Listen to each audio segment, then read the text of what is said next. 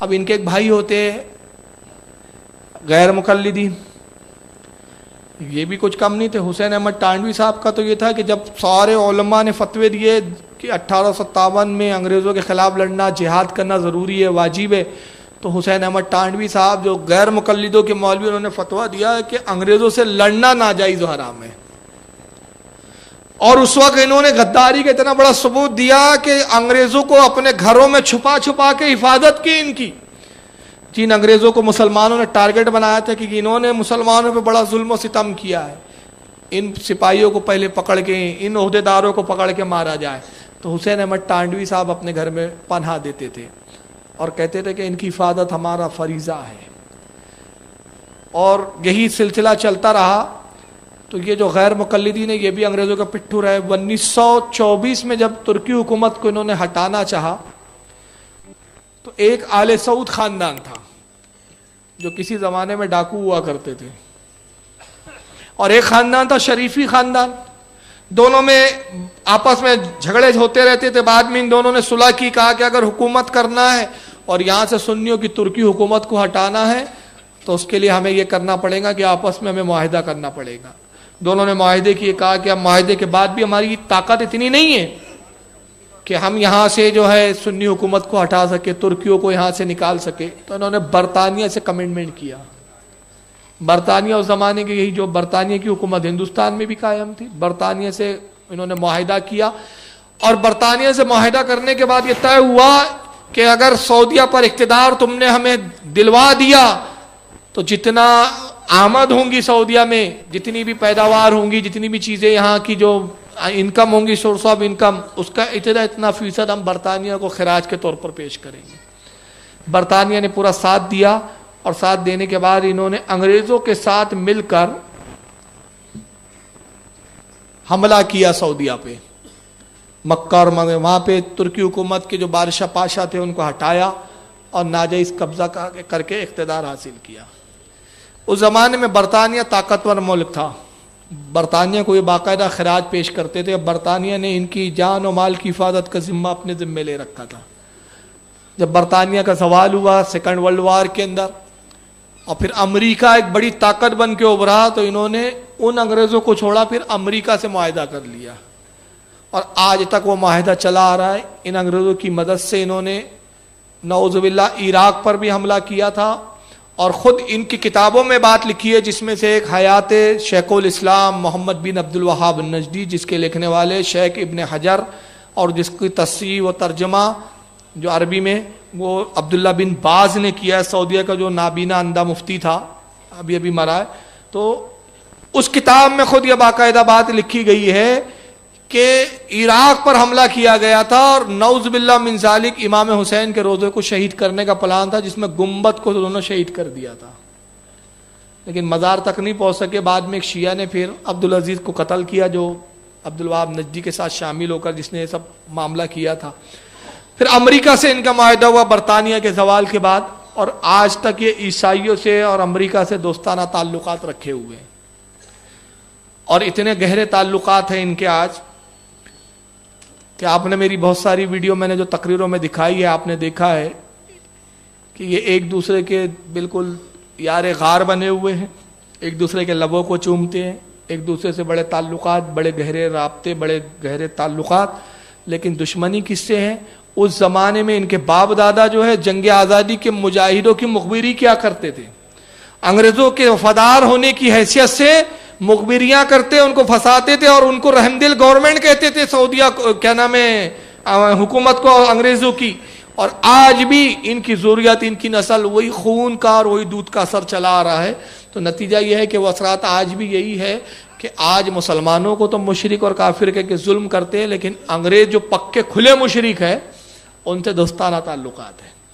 اور ایسے تعلقات ہے کہ اس کے لیے میں آپ کو ایک ویڈیو دکھا رہا ہوں کہ ابھی جو مزارات کو ڈھانے کا ان کا معاملہ چل رہا ہے، تو اس کے اندر ابھی حال ہی میں یہ جتنے تحریکیں چل رہی ہے، چاہے تحریک طالبان ہو، القاعدہ ہو، لشکر طیبہ ہو یا لشکر قہر ہو، جتنی یہ تحریکیں چل رہی ہے اسلام کے نام پہ، اور جو اسلام کو بدنام کر رہے ہیں اور بات آتنکواد کی کرتے ہیں، بم رکھ دیتے ہیں، لوگوں کو مارنا پیٹنا. اور اس کو نام دے دیا انہوں نے جہاد کا. اب دیکھیں تاریخ کو آپ ملائے, مولوی اسماعیل دہلوی پٹھانوں سے لڑتا تھا, مسلمانوں سے, اور نام رکھا تھا جہاد کا, اور اولادیں بھی مسلمانوں سے لڑ رہی ہے اور نام دے رہے ہیں اس کو جہاد کا. اور کن سے لڑنے کا نام جہاد رکھا؟ قبروں کو شہید کر دیا جہاد. اللہ کے بندے یہ بتا, تو اگر مسلمان ہے, میں تو مسلمان بھی نہیں مانتا ان کو, لیکن اتمام حجت کے لیے کہہ رہا ہوں کہ تو اپنے آپ کو اگر مسلمان سمجھتا ہے, یہ تحریک اگر اپنے آپ کو مسلمان سمجھتی, تو ان سے پوچھو کہ جہاد اگر تمہیں اتنا کرنے کا شوق ہے اور تم اپنے آپ کو مسلمان جانتے ہو, تو آج تک تم نے امریکہ سے کتنا جہاد کیا ہے؟ ایک بھی تاریخ نہیں مل رہی. تم نے کتنے چرچوں پہ حملے کیے؟ تم کبھی چرچ پر حملہ نہیں کرتے, کبھی گرجا گھروں پہ حملے نہیں کرتے, کبھی معبد خانوں پہ حملے نہیں کرتے. کہاں کرتے ہو؟ مزاروں پہ, درگاہوں پر. اور ان سے جہاد کر رہے ہیں جو وصال فرما چکے, جو آگوش قبر میں آرام کر رہے ہیں, جو اپنے رب حقیقی کے رحمت کے سائے میں آرام فرما رہے, ان کی مزاروں کو اڑا کے جہاد کا نام دیتے ہیں. اور انگریزوں سے کیا تعلق ہے تو اس کی میں جھلک بتا رہا ہوں. داتا گنج بخش لاہوری پہ جب حملہ ہوا تو حملہ کس ذریعے سے کروایا گیا؟ ایک چھوٹے بچے کو پکڑا گیا, ایک چھوٹے بچے کو ہائر کیا ان تحریک کے نمونوں نے, اور کہنے کے بعد کہا کہ صاحب دیکھو, مشرکوں سے جہاد کرنا بہت بڑا مقام رکھتا ہے. اور اس کے ذہن میں بات ڈالی گئی, مشرکوں سے جہاد کرنا بہت بڑا اجر کا کام ہے, بہت بڑے ثواب کا کام ہے. بچہ غریب گھر کا تھا, وہ اسکول جا رہا تھا, اس کو پکڑ کے سمجھانے لگے, اس کو اپنے حال شامل کر لیا. تو بچے نے کہا کہ بھائی میں اپنے گھر کا ایک اکیلا سہارا ہوں, تو میں اگر مر گیا یا اس میں مارا گیا تو پھر میرے گھر کا کیا ہوا؟ کہا بیٹا فکر کیوں کرتے ہو, تیرے پورے خاندان کو, تیرے گھر کو ہم دیکھیں گے, ہم کھلائیں گے, ہم پلائیں گے, ہم اتنا روپیہ دیں گے کہ تیری نسلیں کھائیں گی, اور اگر تو مر گیا تو شہید ہو جائیں گا, بچ گیا تو غازی ہو جائیں گا, سیدھا جنت میں جائیں گا, تجھے حوریں ملیں گی, یہ ہوں گی. آج یہ سب پروپیگنڈا کر رہے ہیں. ایک تقریر میں نے ناگپور میں کی تھی بہت پہلے, اس وقت جب لادین مر گیا تھا تو لادین کی نماز جنازہ پڑھ رہے تھے, لادین کی نماز جنازہ پڑھ رہے تھے. اس میں نے اس وقت ایک تقریر میں نے ایک ویڈیو دکھایا تھا, اب یہ اتفاق سے میں لایا نہیں وہ ویڈیو. لال بلڈنگ پہ جو حملہ ہوا تھا, وہاں کا ایک بوڑھا ہے, 80 سال کا بڈھا, 80 سال کا بڈھا تقریر کر رہا ہے, اور تقریر کرتے ہوئے باہر رہا ہے, مسلمانوں جہاد کرو, مسلمانوں شرک پھیل رہا ہے, مسلمانوں اٹھو, اگر تم جہاد کرو گے مر جاؤ گے, غازی شہید کہلاؤ گے, 70 حوروں سے تمہارا نکاح ہو جائیں گا, ایک ایک حور کا ایسا حسن و جمال کہ دیکھتے رہ جاؤ گے, اور حوروں سے تمہارے نکاح جنت عظیم میں پہنچو گے, جنت الفردوس میں مقام ملے گا. اب مجاہد کی یہ فضیلت, مجاہد کی فضیلت, تم اپنے جسم پر بم بانو اور جا کے پھٹ جاؤ. اگر بم باندھ کے پھٹ گئے تو تمہاری ایک جان جائیں گی, مگر تمہارے ساتھ کئی مشرک مریں گے, تم اپنے ساتھ کئی مشرکوں کو جہنم میں پہنچا دوں گے, اللہ اس کا وہ اجر دیں گا کہ جس کا تم تصور نہیں کر سکتے. میں نے اس کی ویڈیو تقریر دکھائی, اور میں نے ایک سوال کیا کہ یہ نوجوان پڑھنے لکھنے والے بچوں کو ابھارتے ہیں, پڑھنے لکھنے والے بچوں سے کہتے ہیں بم بانو, پھٹ جاؤ, جہاد ہے, اور یہ صاحب جنت میں جاؤں گے. یہ 80 سال کا کھوسٹ بڈھا کب جنت میں جائے گا؟ یہ 16-18 سال کے بچوں کو کہہ رہا ہے پھٹ کے جہاد کرو اور جنت لے لو. تجھے ابھی بھی جنت میں نہیں جانا, ٹانگ قبر میں لٹک رہی ہے تیری, بیوقوف بنا رہا ہے. تم انگریزوں کی اولاد, پیسہ کھا رہے ہو ان سے, اور قوم کے نوجوانوں کو بگاڑ رہے ہو. وہ پڑھنے والا بچہ جو بیچارہ پڑھ رہا ہے, کتنی مشکل سے اس کا باپ ڈاکٹر بناتا ہے, ایک مسلمان کا وہ باپ ہی جانتا ہے کہ آج میڈیکل پڑھانا کتنا مشکل ہے. ایک باپ جس کی تمنا ہے کہ میرا بیٹا ایک انجینئر بن جائے, وہ پڑھا رہا ہے بچوں کو, اس نے پڑھنے کے لیے دوسرے شہر بھیجا ہوتا ہے, یہ خبیث کی جماعت پہنچ جاتی. جہاد کر بیٹا, کیا کریں گا ڈاکٹر بن کے؟ کافروں کا علاج کریں گا, ارے کیا کریں گا, چیٹ پھاڑ کریں گا, گندا کام کریں گا. یہ تو مہتروں اور بھنگیوں کا کام ہے. کیا غلاظتیں اٹھائیں گا تو مریضوں کی؟ نہیں نہیں, پھٹ جا, ٹکڑے ٹکڑے ہو جا, سیدھا جنت میں جائیں گا. وہ بولنے والا خود کیوں نہیں پھٹنے کے لیے تیار ہے؟ کیونکہ وہ اس لیے نہیں ہے کہ وہ بیوقوف بنا رہا ہے, وہ مال بٹور رہا ہے. تو 80 سال کے کھوسٹ ان کے لیے مرنے کے لیے تیار نہیں. وہ ایک نمونے کی بھی آڈیو آتی ہے نیٹ پہ بھری پڑی ہوئی ہے, یہ ان کا جہاد تمام ختم ہو جاتا. میں کہتا ہوں ایک ان کا پکڑا جاتا ہے, کیا نام ہے اس کا, پاکستان کا ہے, لیکن نام بھی یاد نہیں آ رہا میرے کو, ان کے نام بھی تو یاد نہیں آتے کبھی کبھی. نہیں, ہاں سعید نہیں جی, وہ جو جس کے لیے پلین ہائی جیک کیا تھا ان لوگوں نے, اظہر مسعود. ایک اظہر مسعود پکڑا گیا, ایک تو کئی لوگوں کو ابھار رہا ہے تقریروں میں, اور ایک تقریر میں وہ طنز کرتے ہوئے ہم سے کہتا ہے کہ یہ بریلوی یہ میلاد کرتے ہیں, یہ میلاد میں نعرے لگاتے ہیں, ان کے ہاتھ میں بندوق دو, خدا کی قسم ان کا ہاتھ تھر تھر آنے لگے گا, کپ کپی آ جائیں گی, ان کی بندوق چلانے کی ان کی طاقت نہیں ہے, پسینہ آئے گا, گر کے بے ہوش ہو جائیں گے. یہ ہم کو طنز کر رہا ہے وہ. ہم نے کہا بے شک ایسی بزدلی لاکھ بہتر ہے اس سے کہ کسی مظلوم کو قتل کیا جائے, ایسی بزدلی ہمیں مبارک ہو. تو بہت بڑا بہادر تھا, تجھے پکڑا تو شہید کیوں نہیں ہو گیا, قید کیوں نہیں برداشت کر لی؟ اپنے آپ کو بچانے اور چھڑانے کے لیے پورا ایک پلین ہائی جیک کروا لیا گیا تھا. کتنے مظلوموں کو تشدد اور شدت کی گئی, کتنے مظلوموں کی گردنوں پہ بندوق رکھے گئے تاکہ اس نمونے کو چھوڑ دیا جائے. تو تمہارے ہاں یہ کون سے جہاد کا فلسفہ ہے بھائی؟ میرے سمجھ میں نہیں آتا. جبکہ جہاد تو ہے کہ اللہ کے رسول نے فرمایا کہ جہاد تب ہوتا ہے کہ جب کوئی تم پر ظلم کرے. ظلم کا رد عمل جہاد ہوتا ہے, مظلوم کو مارنا نہیں ہے. قرآن تو ہمارا یہ تعلیم دیتا ہے کہ اگر تم نے کسی ایک مظلوم کو قتل کیا گویا تم نے ساری انسانیت کو قتل کر دیا, اور اگر تم نے ایک کسی کی جان بچائی گویا ساری انسانیت کو تم نے زندہ کر دیا. اسلام تو یہ فلسفہ بتاتا ہے. ہمارے یہاں جہاد تب ہوتا ہے کہ جب ظلم بڑھ جائے. ظلم کو ختم کرنے کا نام جہاد ہے, خود ظلم کرنا جہاد نہیں ہے. تم تو ظلم کرتے ہو, تم ٹرینوں میں, لوکل ٹرینوں میں بم رکھ دیتے ہو, مساجدوں میں بم رکھ دیتے ہو, درگاہوں پہ بم رکھ دیتے ہو, مندروں میں تم بم رکھ دیتے ہو. مجھے بتاؤ وہ جو مر رہا ہے, وہ جو مظلوم بے قصور جو مرنے والا اس کو خود پتہ نہیں کہ میں پھٹا کیوں, مجھے مارا کیوں گیا ہے. یہ کون سا جہاد ہے؟ اللہ کے نبی نے تو فرمایا کہ جب تم جنگ کے لیے جاؤ تو جو تمہارے سامنے ہتھیار لے کر آئے اسی سے لڑو. اگر وہ ہتھیار رکھ دے, تلوار رکھ دے اور امان طلب کرے, امان دے دو. عورتوں پہ ہتھیار نہ چلاؤ, بچوں کو نہ مارو, فصلیں نہ اجاڑو, گھروں کو نہ جلاؤ, گھروں کو نہ تباہ کرو, بوڑھوں پہ ظلم نہ کرو. جہاد کا یہ فلسفہ تھا. تمہارا تو حال یہ کہ بیچارے کمزور مزدور مارے جاتے ہیں ٹرین کے اندر, کمزور اور ناتوا. اور حال تو یہ ہے کہ بچوں تک کو نہیں چھوڑتے. ابھی انشاءاللہ میں اس پہ بتانے والا ہوں. اب بہرحال دیکھیے بات کہیں اور جا رہی ہے. تو یہ جہاد کا جو فلسفہ لایا یہ در حقیقت انگریزوں کی اولاد ہے, انگریزوں کی ایجنٹ ہے. ان کے باپ دادا کل تک پٹھانوں سے لڑ کے مسلمانوں کو مار رہے تھے, آج یہ قبر کے بزرگوں کو اڑا رہے ہیں, زندوں کو اڑا رہے ہیں. جو بچے کو پکڑا اور کہا کہ بیٹا جہاد کر, اور بتایا گیا کہ مشرک سے جہاد کرنا ہے. اس کو ٹریننگ دی. اب ٹریننگ کیا دیتے, چھوٹا بچہ تھا, اس کو بم باندھ دیا صاحب, بم باندھ کے اس کو اٹھا گاڑی میں بٹھایا اور بتایا دیکھو یہ بٹن دبانا, خود تو پھٹوں گے ساتھ میں بہت ساروں کو پھاڑ کے نکل جاؤں گے. اب لے کر آتے داتا گنج بخش لاہوری کی مزار پر, گاڑی سے اتارا. اس بچے نے جیسے ہی دیکھا گھبرا گیا, کہا یہ تو داتا گنج بخش لاہوری کی مزار ہے, یہاں جتنے آئے ہیں سب کے سروں پہ ٹوپیاں لگی ہوئی ہے, رومال بندھے ہوئے, یہ تو سب مسلمان ہیں, میری اپنی قوم کے. تو وہ کیا کہتے ہیں جہادی تنظیمیں, وہ آتنکوادی کہتے جناب بیٹا یہ مسلمان نہیں ہے, ان کے حلیے مسلمانوں کی طرح ہے. امریکہ کے چرچ میں جو عیسائی لوگ ہیں یہ ان سے بھی بدترین مشرکین یہ لوگ ہیں. اگر ان کو ماریں گا تو زیادہ ثواب ہے, ان کو ماریں گا تو اتنا کوئی ثواب نہیں ملنے والا ہے. یہ بول کے اس کو بچے کو چھوڑ دیا. بچہ تھا, گھبرا گیا کہ یہ مسلمانوں کو کیسے ماروں, بھائی یہ تو مسلمان ہے, کلمہ گو ہے.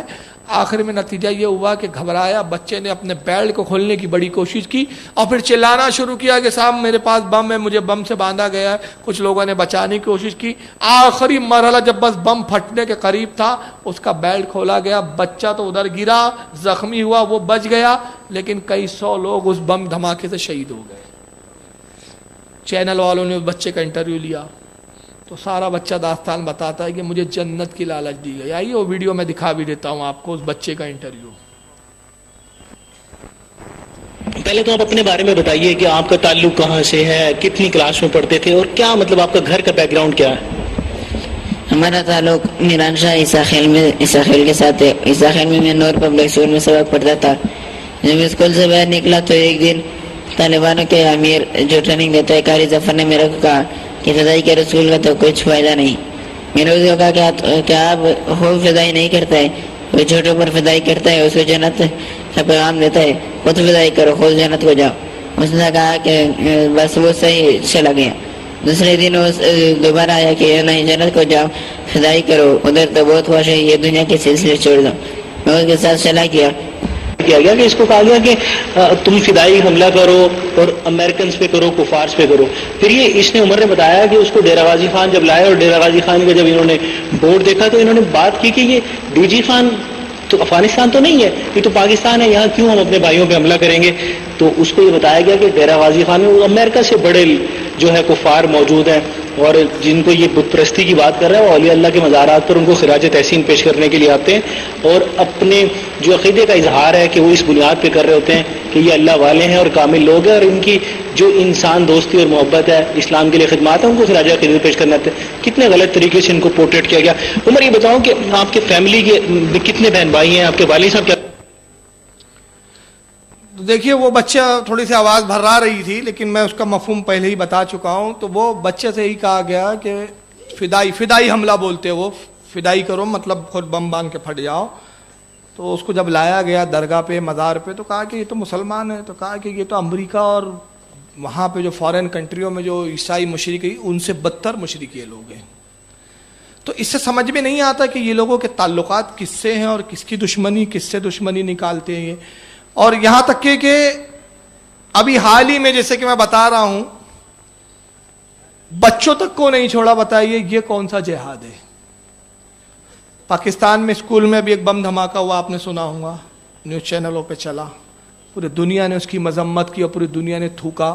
مجھے بتائیے ذرا ایمانداری سے، ان کے اس کارنامے سے کیا اسلام کی خوبی میں اضافہ ہوا یا اسلام اور مسلمانوں کو بدنام کیا گیا؟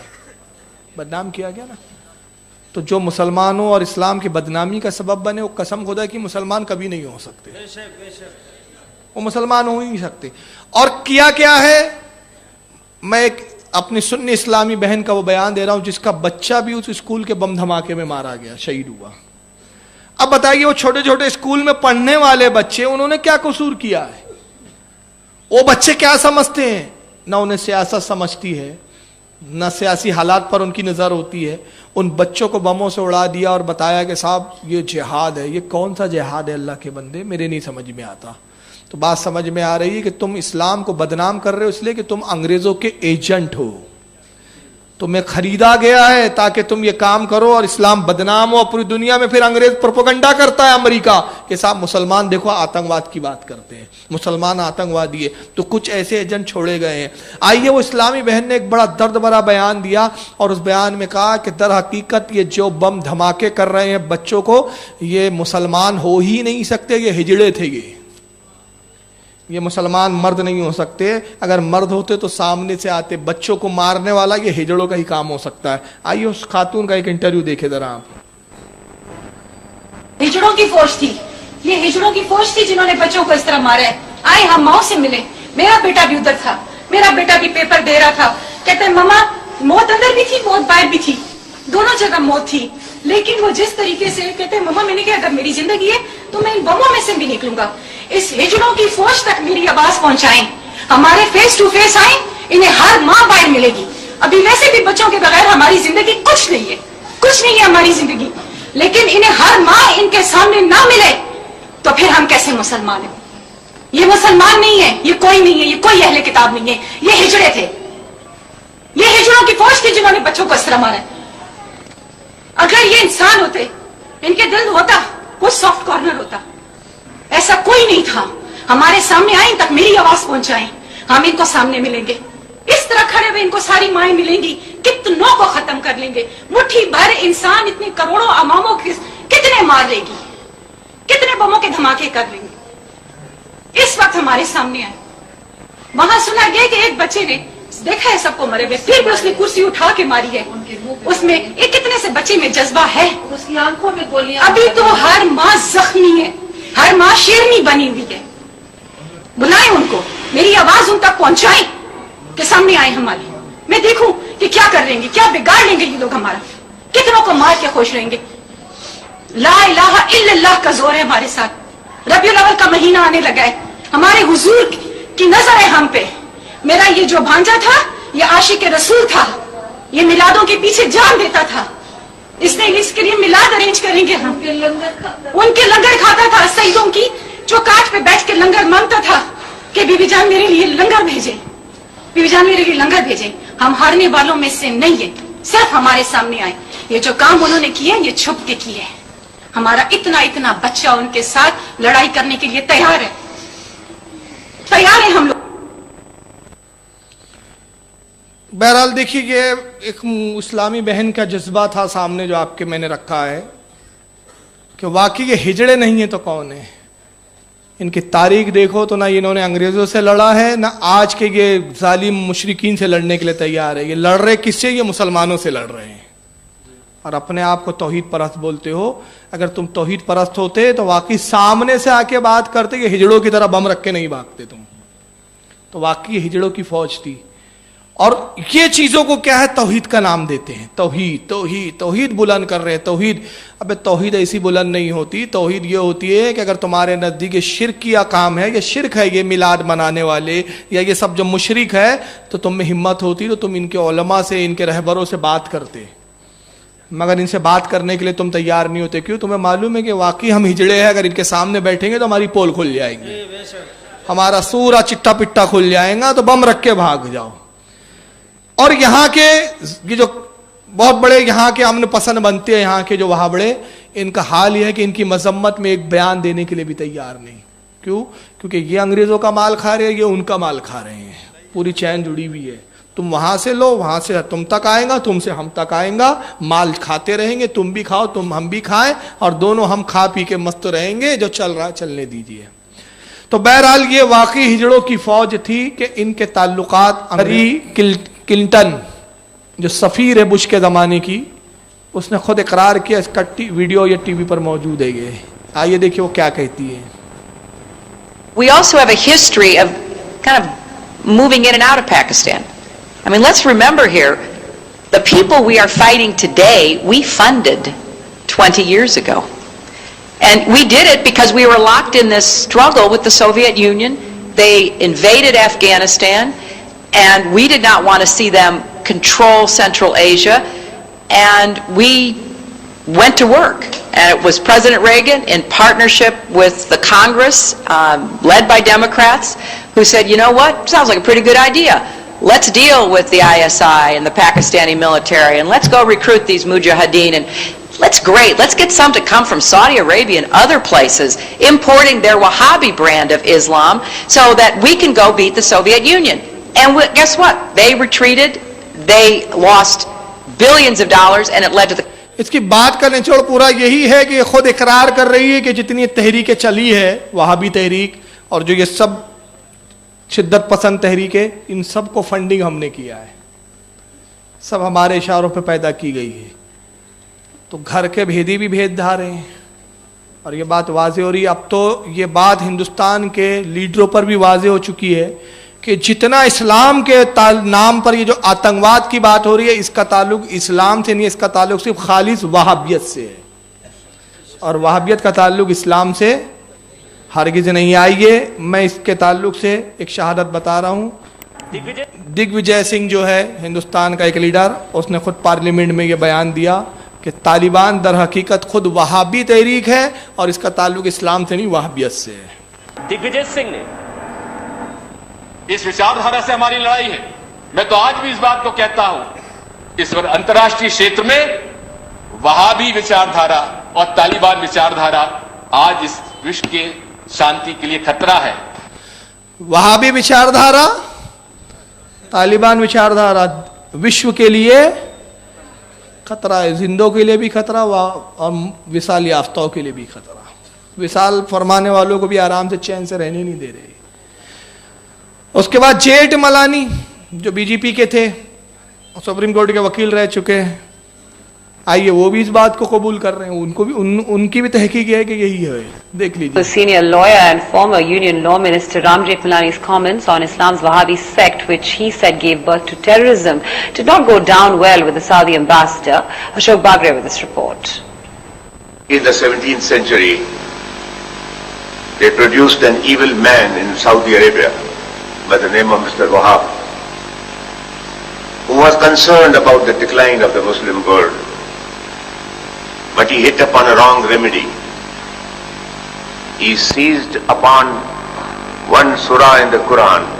This statement by the former law minister and senior advocate Ram Jethmalani has angered the Saudi ambassador Faisal Hassan.